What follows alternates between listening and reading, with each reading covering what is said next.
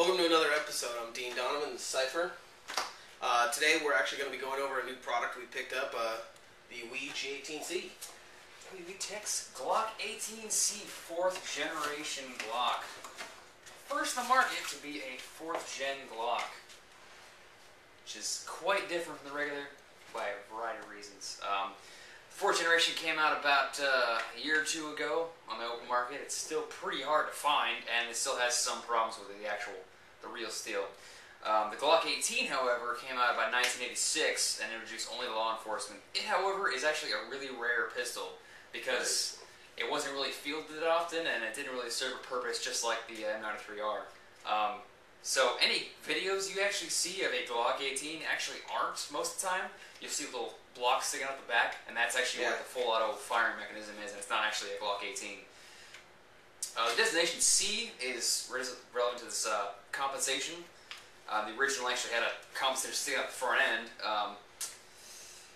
and only came in 9mm.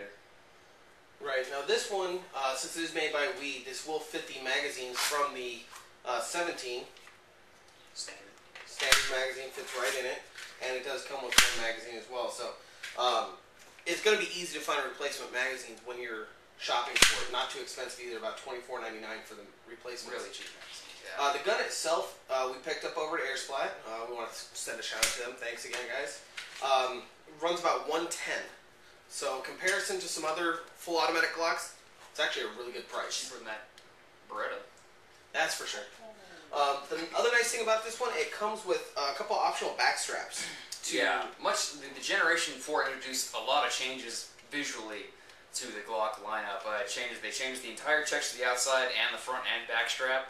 The original had, pretty sharp serrations in the front and the back and a grainy texture on the sides. And it was the first introduction of a exchangeable back strap, which is about 10 years too late behind H&K, but is a really nice addition because one of the major modifications done to most Glocks is a grip reduction, because the grip has a big fat open space, as you can see in the back there. Right. Usually people shave it right off. And I've also seen people just dead fill it to give they fill it and they shave off the back and then make their own stippling. Exactly.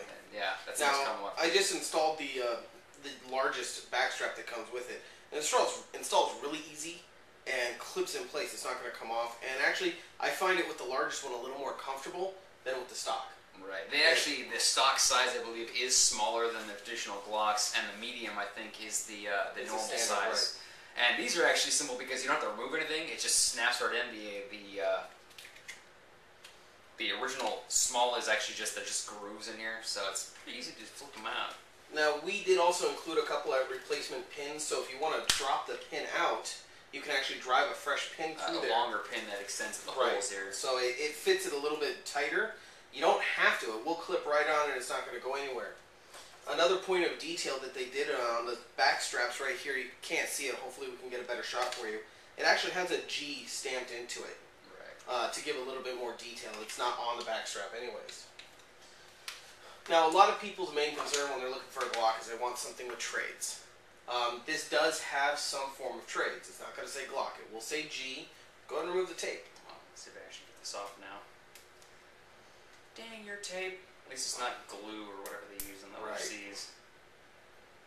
It's just the other WE Glocks have that. They have the G and the Road Tactical because they had a threaded barrel to everything, which is a really nice. I like how they add that. All their guns use threaded tips to get by the importation requirements of having a ½ inch of orange on the front versus painting the entire front end, which is really hard to get off. Now, it is engraved pretty deep in the metal. It's not chintzy. I mean, you saw in my previous video. It's molded. It's not really engraved. That's the difference. You saw in my previous video, I white filled them, which I haven't done on this. Not sure if I'm going to. I kind of like how it looks solid black, but if you see there, it's a similar logo. It just says 18C instead of 17. Yeah. Now, the nice thing on this one is it does have full auto and semi-auto, but unlike the KSC, you don't have to pull the rack back to select your switch. It uses Tokyo GuRu's system, switch it back which is like, I think they produced it probably 10 years after the KSC system, so they made a lot of improvements on the mechanism in the back, and GuRu actually makes just better guns in general because they design all new systems for their guns. So this is really smooth. Nothing pops out. Yeah, you don't have the little problematic pin that's located at the back of the slide bag. I haven't seen a ball bearing either. The other system uses a ball bearing and a spring that's what this snaps against, and this does something internally for the position. Now, one thing I have noticed, you notice there's a little bit of discoloration from the slide to the plastic, whereas in the other one there's not. For some reason, recently the metal from WE has been discolored. I don't know if it's their current processing they're using for the painting, or if it's the actual metal is a different porous or different texture. Well, paint. I think they use paint, but it is it's like a really dark gunmetal gray. Right. It's fine though. I think it looks nice. Now, it's not a huge draw from the image. Right. Now, as far as safeties on it, it does have the traditional trigger safety, as well as it has the active safety down here where the serial number would be. All the WE Glocks have the little extra safety to now, out. I have found some other websites that do carry a replacement to just mark that as a serial number because it's based off the TM. Right. So, as I've posted in our previous APS Caribe video, there is a website now that links there. Also posted in the video for this if you're looking for that. There's a lot of aftermarket support as far as Glocks go. I mean, Cyphre and I both carry Glocks on the field when we play. We have Serpas for them. We carry multiple mags for them. I have no particular love for Glocks, but in this case, not only do they work in real steel, law enforcement prefers them, but they work pretty good, and it was a staple of KWA and KSC's lineup. So. Right. And this is definitely a muchly improved design. Right. Now, again, it's available now. I know KSC is coming out with, or not KSC, I'm sorry, WE is coming out with a 50-round extended mag as well. Yeah, they're still working on that. Their website has it released, but it's not available in the States yet. Yeah, I haven't seen the overseas carrying it either yet, so it's probably going to be a while before they get that magazine out in general issue. The first batch will probably be really hard to get a hold of either way. Absolutely. So what we want to do is we're going to get this down in the range. We want to get you a FPS and a rate of fire. We're going to be running this on propane with .2s as usual. Just again because that's what's commonly available. .2s and some whatever else is in your bin of magical BBs.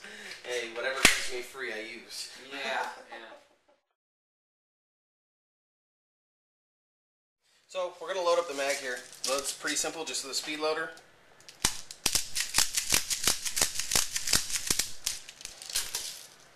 And like I said, we are going to be using propane, and we've shown you before.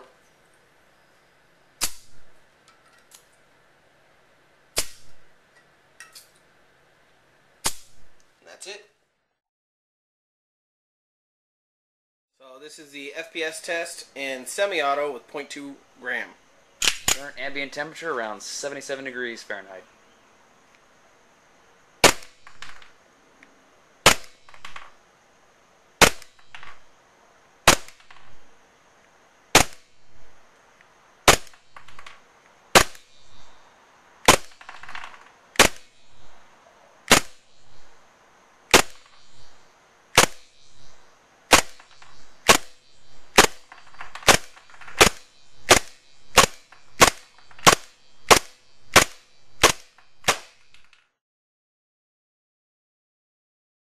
Switching out mag to go full auto, and changing to around balls per second.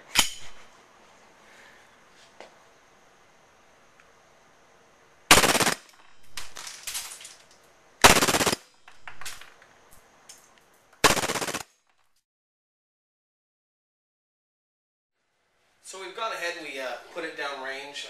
Had a pretty nice little kick to it. I was yeah, really a little more emphasis on the kick rather than the power. So we had 290, 300 probably max you're gonna get out of it. Yeah, absolutely.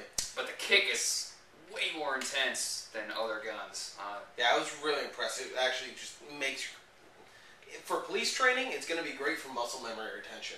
Mostly, yeah. For being such a lightweight slide too, I'm amazed at the amount of kick it had. Yeah, the rate of fire was pretty good, at right around 15 or so. The cooldown factors will also obviously bring it down further than that, but it's pretty good for a pistol by itself. Absolutely. 60, you're going to average that out anyway for anything automatic.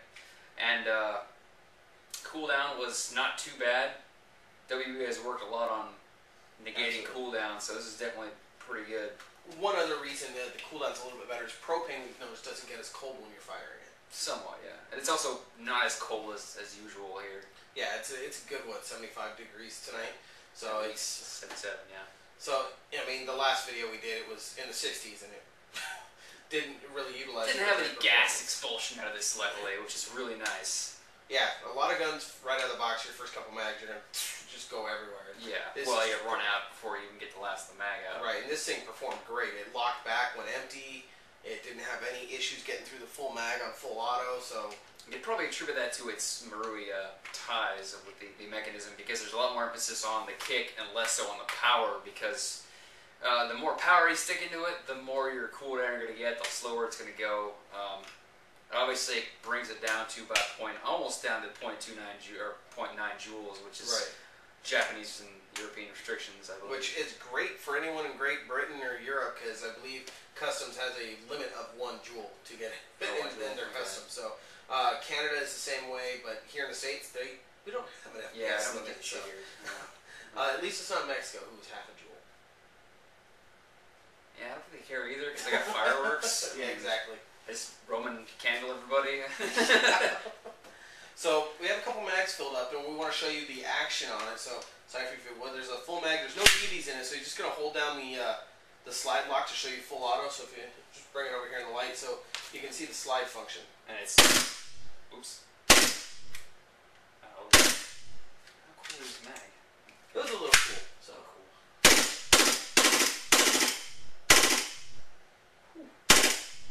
Yeah, as you can see, it's rough. kicking really tough. Now we do have I do have another mag set up. It's a little warmer. You can do it on semi-auto so they can see the function on that. Flip a little switchy there. Oops. Very sharp. A little loose. Really sharp. Mag, I think the slide might be a little bit heavier too than usual. Yeah. Although I must say, I do not like this slide release. It is way too small. I'm not sure what they were thinking, because this is pretty much an old-fashioned slide release. Right. TM did have a bigger one, and I know the aftermarket company that makes the safety also makes an extended slide release. So there's a lot of aftermarket ones, but yeah. This is a lot smaller than what it should be, and it's also really close to the frame for some reason. I'm not sure why. Yeah, it's actually really hard to unlash. Even on my WeTech 17, it's sticking out a little further. It's a little further. So but everything else we have is definitely sticking out far enough to hit the top of. Right. Generally for me, I'm going to give it a 9. I'm really impressed with the performance. I like the fact that it comes with extra back straps. It's not dipped in orange paint to get it through customs. It's got the threaded barrel that's easily removable. It's got really nice sights, which are similar to the real steel. The fact that you don't have to worry about racking the rack back for changing the selector switch, all that stuff, it just overall is a great performer. And the price, $110 for a full auto pistol, is just great. Well, and a Glock in general, that's not bad at all, because I think, what are the other ones, like 100 or 90 or something like that? Well, I believe the KSC 19 is 160 alone. No, the 17 was... The 17's 100. Yeah, so... $10 more and you full auto. And what does it for me is the Generation 4, because this is a first Generation 4 Airsoft Glock to come out, and personally I love the actual real stuff. That's a major improvement over the previous generation's sort of aesthetics. Right. Because it doesn't look like a Glock anymore with that cheesy texturing they had on the side. So definitely an improvement, definitely a 9 for me. All around great pistol, good aesthetics. I don't like the slide discoloring, but it's not a big deal. It's not something to deter me from buying it. Would I buy one? Absolutely. Oh, yeah. Would it become my next duty pistol? I own like 3 Glocks now, and I really like Glocks, and I'd probably still buy this because it'd be fun to have anyway. And it'll fit my APS kit.